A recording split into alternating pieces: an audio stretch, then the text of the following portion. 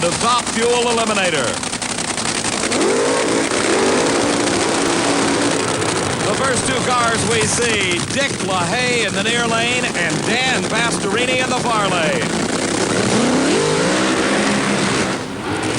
Both cars making some 3,000 horsepower each, doing the burnout, designed to heat up those tires, get them ready for their assault on the quarter mile.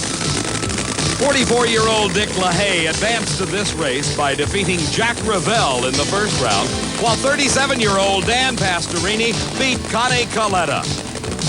Pastorini, the former NFL quarterback, making his mark in the Top Fuel ranks as he has won his first NHRA championship earlier this season when he won the Southern Nationals at Atlanta, Georgia.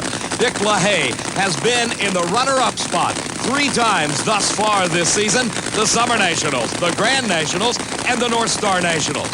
Both cars inching into the staging beams. A good start for both drivers, and it's a close race. LaHaye beginning to pull ahead, and at the finish line, Dick LaHaye wins it 5.45 seconds. His speed 258 miles an hour, a very close 5:51 for Dan Pastorini. Both drivers left the starting line almost simultaneously. A very slight advantage appears to go to LaHaye. Then Pastorini pulls up right alongside. By mid-track, it is anybody's race, too close to call. Then the horsepower advantage of Dick LaHaye comes into play, and LaHaye wins it.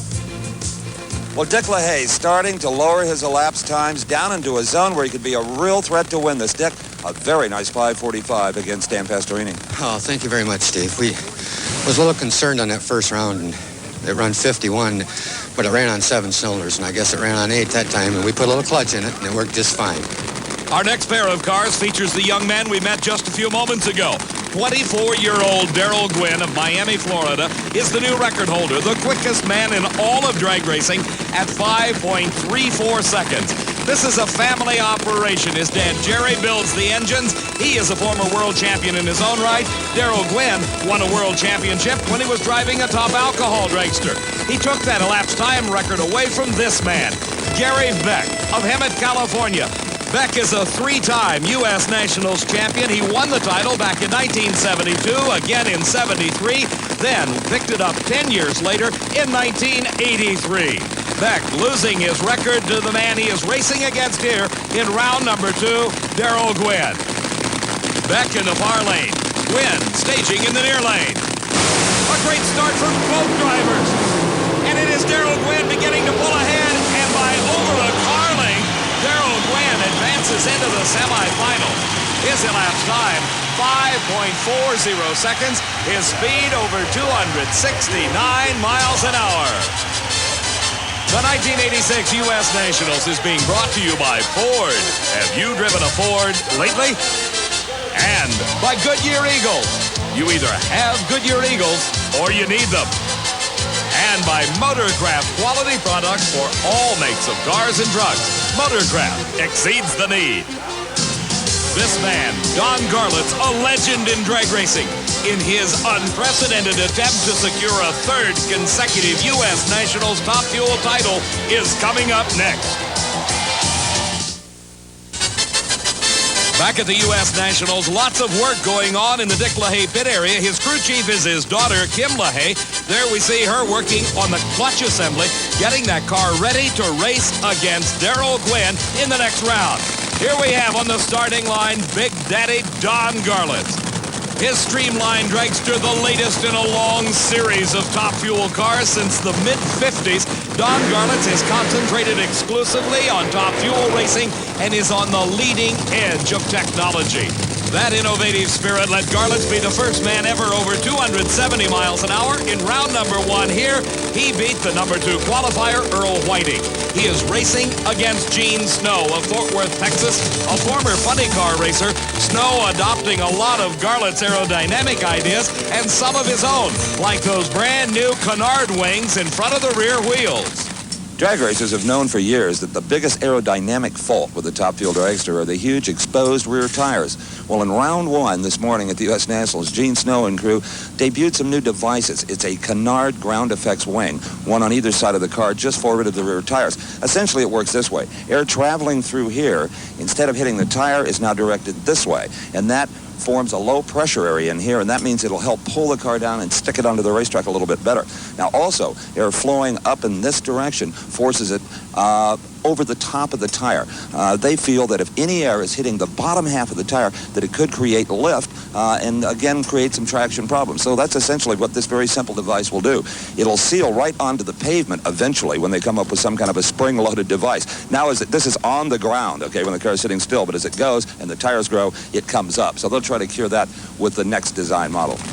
Steve, we'll see how it works in just a moment. Gene Snow in the near lane. It is Don Garlits in the far lane, but some problems apparently with Snow. Starter Buster Couch giving him the word. Shut it off. Something coming out of the motor on the line. And Don Garlits has the break of the race thus far. It is a single run for him. He doesn't back off of it, though. All the way through the quarter mile. Don Garlits, 5.53 seconds at 258 miles an hour. The reason for the hard run, the man with the lowest elapsed time of the previous round gets the lane choice. Gene Snow taking off his helmet, obviously disappointed, having just watched Don Garlits take the single for the victory in round number 2. Well, for Don Garlits, it's a 5.53 on a solo pass, but Don, it looked like a little oil coming out of it. Yeah, we might have nipped one. Big deal. Just put new engines in. That's the way this game's played. You have to. Yeah. You know, you've been struggling a little bit for you coming off the win at Brainerd in here. I know you've been frustrated not getting those 540s and 30s like maybe some of the other people are. Well, what can I tell you? I don't know what's wrong with it. I mean, we're doing everything we can. 7 times Don Garlits has been in the winner's circle at the Nationals, but at this 32nd annual running thus far, things aren't going too well. Here's the 1984 world champion, Joe Amato, finishing second to Don Garlits last season. In round number 1, Amato from Old Forge, Pennsylvania, defeated Shirley Muldowney. Joe is racing against a young man from Laverne, California. He is a fireman. He is on his first full season of championship racing. This is Ray Stutz, who defeated Eddie Hill in the first round. Stutz raises exotic snakes as a hobby. He then sells them to help support his Top Fuel racing program. Amato with a slight advantage off the starting line. Stutz trying to hang close, but it is Amato at the finish. 5.50 seconds. His wife Jerry pleased with that performance. His speed over 260 miles an hour. That sets up the semifinal round as Don Garlits will be racing Joe Amato, with Amato having the all-important lane choice. In the second pair, it is Dick LaHaye against Darrell Gwynn, the record-holding Gwynn having lane choice in that race.